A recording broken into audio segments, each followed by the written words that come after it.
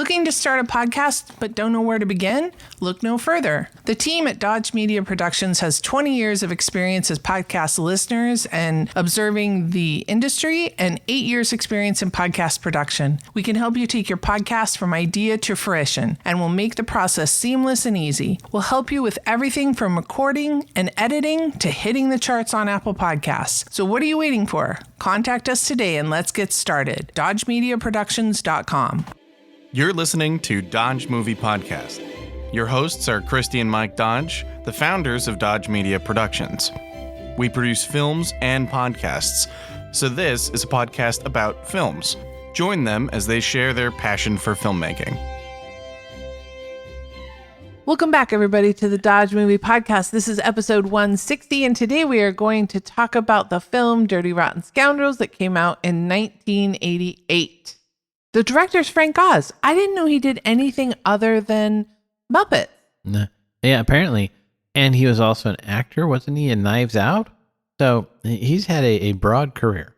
So in 82, he did The Dark Crystal, but that was puppetry. I mean, there was a live action kid, I think, but the rest of it was puppets. Right. And then 84, Muppets Take Manhattan, and 86, Little Shop of Horrors. So you've got all Seymour. Puppetry. Yeah. The film stars Steve Martin, Michael Caine, Glenn Headley, and Ian McDiarmid, who plays Arthur. And actually, did you make a note, or I saw that it's after that character in the movie is inspired by Hobson from Arthur. I read that in the trivia. The DP was Michael Ballhaus. He did After Hours, a Dustin Morrow favorite from 85. Oh, goodness. 86, The Color of Money. 88's Last Temptation of Christ. I'm sorry, everybody. And 1990's Goodfellas. So he had quite a career, and I think he had others. I just usually pick the most well-known ones when I'm doing that. For listeners who are newer to the podcast, our friend Dustin Morrow got to program an entire month of episodes, and he did not pick films just to irritate me, but he did derive some small amount of glee from the fact that the films he picked irritated me. One of which was After Hours. It's a great month. You should go back and listen. I think it was last August or something. I'll put it in the show notes. And I'm glad he shared those films with us, but none of them are really my bag. All right. Sorry, everybody. Thor's walking around, but we're going to... Dog reassessment. He has to find a different bed to sleep in. We're going to go on. The writer was Dale Launer, who did My Cousin Vinny and Ruthless People. Stanley Shapiro, That Touch of Mink. So Stanley Shapiro, he wrote a film that this was a loose retelling of, different name. It was the one with Brando. That Touch of and Mink, David Pillow Niven. Talk or something. I don't remember the name. I don't think it was either of those two, but that's why he gets the credit is because they... it's a remake. Right. And then Paul Henning, who wrote for the television show Beverly Hillbillies. Right. No relation to Doug? Right. Okay, that's a deep pull. Maybe. I don't know. I will look it up. That's a great thing. How many people in the audience know who Doug Henning is? I know. Timely reference, Mike. I so wish these episodes could be interactive somehow. I mean, they are to our friends because we get texts. We get random texts with no context. Yeah. Friends, like in the When Harry Met Sally episode, when you guys are talking about this, we don't get that benefit. Some superfans listen to the podcast while walking their dog and thus use Siri to send me texts with stuff, so I get no context. And they're talking back to us in real time for them. But what for us real time for us? It was a month ago. A week or yeah. What are you talking about? It's kind of funny. It's hilarious. It's kind of like a puzzle. You know what? They're helping our brain health. Yeah, brain age. Because we have to think back. And oftentimes Mike will come in and go, okay, this super fan just sent me this text. What do you think it... And I will often know, I think, because I have the benefit of not only recording the podcast, but then editing the podcast. So I've heard it and I go, oh, I know what they're talking about. Right. But sometimes neither one of us know. Right. Which is funnier that I get the text because I only hear this once when I say these things, and it's a month ago, and I can barely remember yesterday. So for me, it's entirely brand new. Every time. It's a puzzle. Okay. Can you tell we're a little punchy? The synopsis for this film is two con men try to settle their rivalry by betting on who can swindle a young American heiress out of $50,000 first. And when we were watching this, I thought, Oh, wow. Times have changed. Because I think those stakes are so low, the $50,000. Like if there was a movie today, like for example, I wonder what the amount was in the Hathaway. So, an excellent question. I did the remake. I did the Google. $50,000 at the time of that film is like $130K now. So still very low. Still seems low. And so, yes, the Rebel Wilson and Hathaway remake, I'm curious what the dollar value was. It seems higher. Like it would have to be higher. Now, I'm thinking of, did we know? I don't think we knew at the time that we meet Glenn Headley's character, but later we find out it was prize money. Remember? Well, except, spoiler alert, everyone, her whole character is a con too. No, I know that. But what I'm just saying that, was it that amount because they knew she had just come into that amount? Well, possibly that was her setup, right? And we talked, this is segueing a little bit into something we said before. Why is it that we like these two characters, even though they're con artists? Horrible people. And I realized at the end of the film, the reason is because they get their comeuppance. But we don't know that at the time. We don't. And that part is the credit to Caine and Martin, that they were able to play these scoundrels in a way that was funny enough that we saw that as part of, in essence, the setup for a joke. And we weren't offended by their behavior. Yeah, I think you're right. All right. One tagline. Nice guys finish last. Meet the winners. Oh, good. Very good. That's a good tagline. That's a great tagline. I wish we could credit the person. Yeah, I know. I want to find that guy in Hollywood and shake his hand. Yeah, and go, good tagline. Good job, Jeremy. All right. Here's some trivia. When Frank Oz first approached Michael Caine about the key role in the movie, he tempted him with the promise of a cozy villa in the south of France for a 3-month period to shoot. Once Caine learned that the villa was between his two good buddies, Sir Roger Moore and composer Leslie Brusca, he said, I would be happy to do the film. Fun fact, I had heard years ago that Michael Caine, at least at a certain point in his career, chose projects based on where they were filmed, where he wanted a vacation. Mm-hmm. Smart. Yeah. I think if you have the juice, go for it. Yeah, I bet a lot of actors do that, and no shade. Like, more power to you. However, Kim Basinger did 8 Mile, and I'm not sure that's the place she wanted a vacation. Sorry, Detordians. This is the first film directed by Frank Oz that does not feature a Muppet. All right. And it is the third of 5 collaborations with Frank and Steve Martin, who they did Bowfinger, House Sitter, Little Shop of Horrors, and The Muppet Movie. And he appears in the film as the police officer rushing Freddie to meet Lawrence at the airport near the end of the film. That's Frank Oz. Oh, good job. How about your pickup line to kick us off into this podcast? Your Highness, please allow me to make this little contribution, which I actually think works pretty well. It's a great scene because it introduces us to Michael Caine's character, whose name is Lawrence, right? Yeah, yes. Lawrence. And we see how the sausage is made, how he lures the ladies in, and how he uses his suave and debonair and appeals to them. And so it's like we get a quick, because it does happen pretty quick, a glimpse of his tactics to know what he's capable of. You've already risked too much by speaking to me. Right.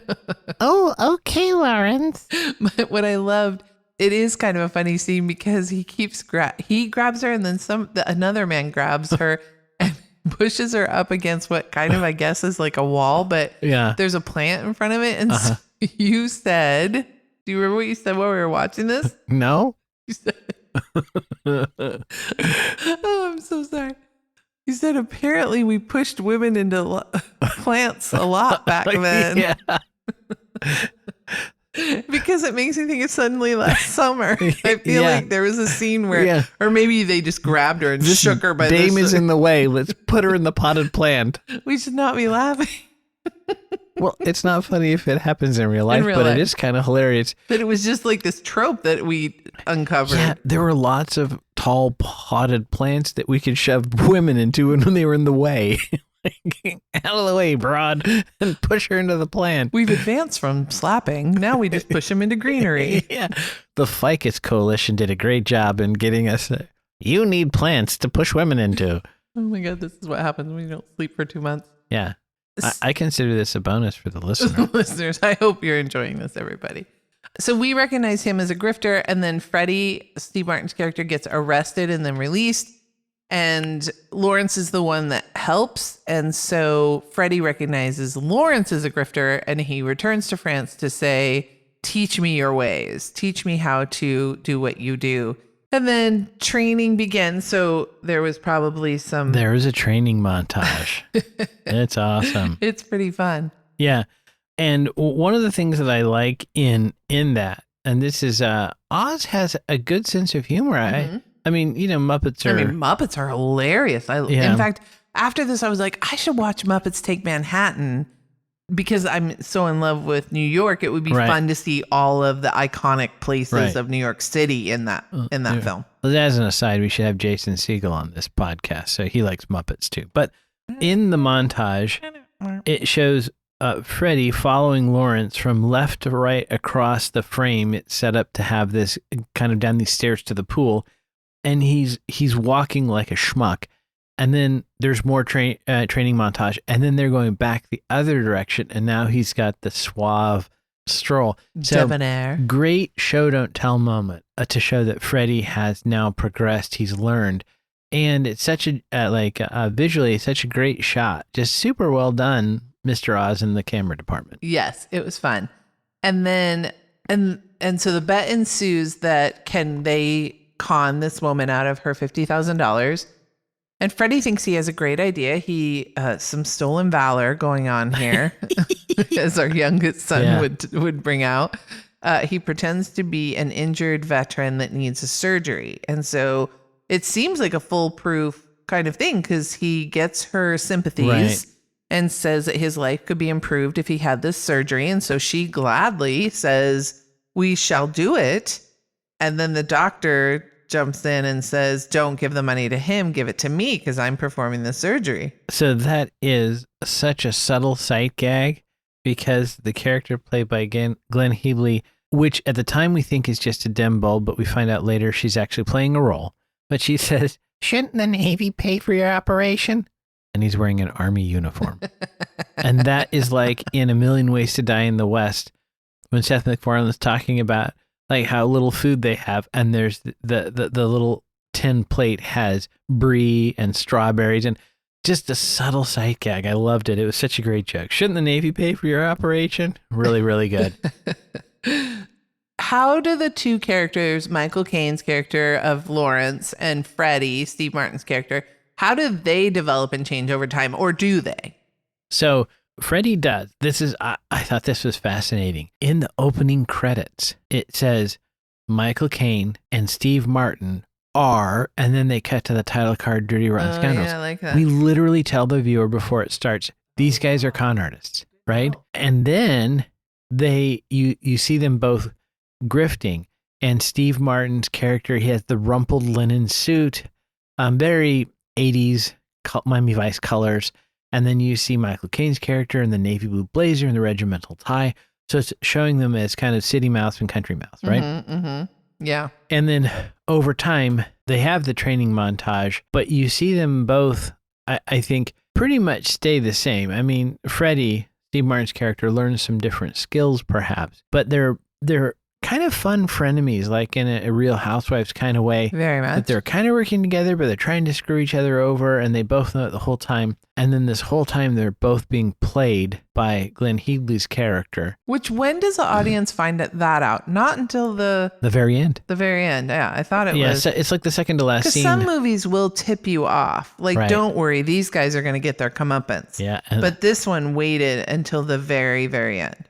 And so we see Michael Caine laughs about it, like, well played. And Steve Martin's character is like, no, that was our money. And so they have the second to last shot where they're sitting on the bench looking out over, the Mediterranean and talking about, and then her character shows up in a different role. And it works comically. And she's running a con, but she's inviting them to be a part of it. And I felt like real con artists would have been quicker on the pickup. They really hold on Michael Caine not getting what's going on for quite some time, which maybe works comedically, but perhaps, like, I think he would be quicker based on what we've seen in the film. Right. But those two characters are unrepentant. they're still con artists at the end of the film. Yeah. There's not really that, but they get their kind of comeuppance in a sense. And I think that's why that's the narrative question that gets answered, right? Is will they get away with this? No, the answer is no, they don't. But will they get away with the new one at the end that's proposed? And we presume they will, but now they're her minions. And Yeah. I thought it was I great see. that throughout the film, they keep referring to the jackal. It's an American. And we all assume it's Steve Martin's character, Freddy. Everyone, not just Lawrence, thinks it's Freddy, but it turns out it's Glenn Healy's character. Really, really well done. Yeah, really. Who did I say the writer? Oh, it was the Shapiro and Yeah, a couple fellas yeah. get the. Michael Caine was very excited to be in this role because it was a remake of a film with Marlon Brando. I think? Marlon Brando Yeah. and I think David Niven. And he was so excited to get, because he really enjoyed, maybe it was Niven's character that he was in, and he was a big fan. I thought they said that like he even copied the slick back hair that David Niven had in the film. Yeah, he was very excited to do it for that reason, as well as Right. being able to live in the south of France for 3 months. You don't often think of Michael Caine as being a comedic actor. At least I don't. He seems a little more serious parts, some, heist films, that kind of thing. But I think he did very well in this film. And of course, Steve Martin is a comic genius. And I think in the trivia, they talk about other people that were considered for that role. I just don't know if it would work with anybody else. I think specifically his physical comedy. Yeah, exactly. There's so much of the film that relies on that, like his silly walking. When He's Michael banging Caine his pans is, is that Michael Caine is slapping him, yeah. and he's supposed to not be able, or He is there like his leg, stabbing his yeah. leg or something? Yeah. I mean, just all of the physical comedy that Steve Martin brings to this character, yeah. I can't see anybody Yeah, else. it just- Maybe yeah. like a Robin Williams, maybe. But Yeah, Steve I don't know. I think Steve can pull off like the debonair suave and then be silly and goofy and Yeah. You Yeah. know. Just what great casting in that regard. Did you know, I had never heard of this as much of a musical fan as I am, but it was made into a musical on Broadway, I think in like the late 2000s. I'd never heard that. Yeah, I know. I was surprised by that. That's interesting. Was there any head trauma in this film? I do have a little bit. Lawrence hits a tennis ball into Freddy's head. Always funny. Uh-huh. And easy for actors to do because there's very little mass to the tennis ball, so they're not going to get hurt. Baseballs, on the other hand. Baseballs will do some serious. And then there's presumed that there's quite a bit when they pull Lawrence into the back of the truck, the Royal Navy sailors, because they think he's been up to no good. So that's presumed head trauma. Yes, very much so. A smoochie. Smoochie, smoochie, smoochie. There's an almost smoochie between Freddy and Janet on the beach when he's like laying there. Supposedly he'd crawled down to try to drown himself. Then there is a smoochie when Lawrence smooches Janet at the disco, and then Janet kisses Freddy when she surprises him in the hotel. Oh, she was cool. She got around. Yeah, well, I think when you're a lady con artist, that's one of the things you use, right? You use what you've got. Yeah. How about a driving review? All right, there are many vehicles in here. There's a white 86 Ferrari Mondial. It's a convertible Ferrari. That says wealth, right? Because it's a Ferrari. Mm-hmm. But you can tell the way this being driven that this is not a person who drives. This is just a person who's showing wealth. Uh-huh. You had found some interesting trivia that the plate looks like it's Danish, but doesn't actually make any sense. So that was just a prop license plate, Mm-hmm. which is interesting. We were making a film a number of years ago, and we were concerned about showing someone's license plate. And one of our film friends said that it's public info. You're not really giving away info if you show a license plate, at least in the U.S. So I don't know if that's the same in Monaco. I am curious though, because a lot of films take effort to either make something up or to blur it. I mean, I feel Right. like it's rare to see a license plate. So in the state of Oregon, the license plate numbers are either 3 letters followed by 3 numbers or 3 numbers followed by 3 letters. So just the way they do it. And I was watching a TV movie, and it was set in Oregon, and they had an Oregon plate. It was actually the background, but the letters and numbers were jumbled up. So it was And obviously it was a like fake all plate. one, right? Yeah. How some states just like have 7 or 8 characters all together. So the props department mimicked the physical plate configuration, but used a But the made-up format. number. It was the equivalent of the 555 telephone number. Right. So yeah, but that was an interesting clue again, anybody who had a Ferrari, even if you were a racer, that's the worst possible place to try to drive those tiny little towns. For Monaco, they have to close down the entire town to drive fast. Why bother? At that point, Right. get a Vespa. So the inspector, who I couldn't tell if he was also a car artist or just a corrupt police person, he drives a blue 81 Renault 4, which clashes humorously with the white Ferrari. It's this tiny little French crappy car, right? So there is a note that they had a Boeing 727 for the TWA plane. So at that time, I'm not sure that Boeing was doing well in TWA, but okay, maybe so. There's a 74 Rolls Royce that Michael Caine shows up in later in the film. And so, of course, a Rolls Royce says wealth, right? Handmade vehicle. If you have one of those, it matches with his character. What I don't know is whether the character actually owned that, because he's living in this villa. He looks like he's doing pretty well, or if that was a prop that he bought. And there, at one point, I believe they drive, but there's a red 74 Porsche, and that's pretty sporty for rich people. So it's like at the party when they walk up, and there's a lot of high-end luxury cars. The Porsche itself is more a sports car. Don't know if you'd take that to a high-end event that's a black tie, but if so, I like it. And then last but not least, plane that she flies off in is apparently it's known, it's a Gulfstream Le Président Spatial, but it was a 25-year-old plane at the time of the filming, so not exactly new, but it's what they could afford. That was a lot. Good job. There was a lot of vehicles in this one. I guess to show wealth. That definitely is for show don't tell. It's a prop, I think. Yeah, a very expensive one. Right? All right, shall we go to the numbers? Let's go to the numbers. This film had a budget of $6.5 million. It gets a 7.4 out of 10 on IMDb. Critics give it on Rotten Tomatoes 89%, and audiences give it 84%.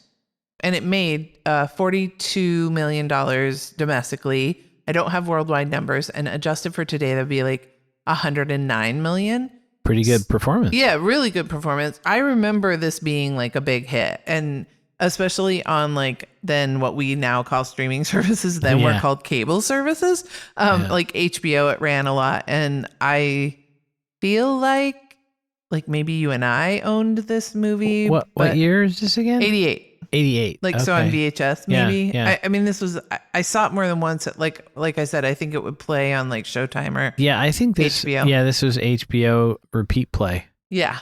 Because so it had it's an Orion Pictures film, and Michael Caine was nominated for Best Performance by a Male, and Glenn Headley won the Chicago Film Critics Awards. I wonder if that's also where he was nominated. I will correct myself in our show notes, let you know what he was nominated for. So that does it for this episode of Dirty Rotten Scoundrels. But first, let's pick what film we're going to watch next week. The next movie we will be watching is All About Eve. Oh, I love that movie. I've seen All About Eve in film school. It's been a few years, so I'm looking forward to it. I enjoyed it then, but have you ever seen this film? I think I've only seen clips. I don't think I've seen the whole thing. I can't wait to see what you think. All right. Like I'm looking forward to it. I enjoyed it, so I think you will. But yeah. especially you love those old timey, because then I get to listen to you speak like, oh, you should do your last tagline in your. Can you do it? Oh yeah. Okay. Okay, ready? I can do that. Yeah. All right. Have a good weekend, everybody, and don't forget. Dodgers never stop, and neither do the movies. Very good. Thanks for listening to Dodge Movie Podcast with Christy and Mike Dodge of Dodge Media Productions. To find out more about this podcast and what we do, go to dodgemediaproductions.com. Subscribe, share, leave a comment, and tell us what we should watch next. Dodges never stop, and neither do the movies.